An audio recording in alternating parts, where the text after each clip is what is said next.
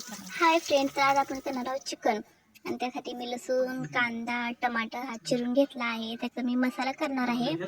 हे मसाला करण्यासाठी मी सर्व खोबरं आणि लसूण मिक्स करून आधी वाटणार आहे. मग त्यात सगळं कांदा टमाटर काढून एकत्र करायचं.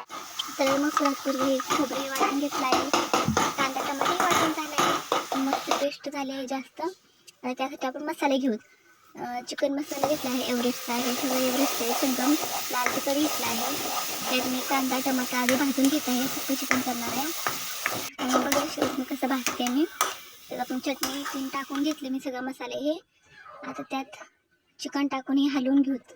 मस्तपैकी एकत्र हे हलवून घेतलं आहे. 5 मिनिटं ठेवून परत त्याला झाकण काढून हे हलवून घ्या, म्हणजे खाली जेणेकरून खाली लागू नये. तुम्ही पाहू शकता हा चिकन सर्व मसाला त्याला सगळं लागला आहे.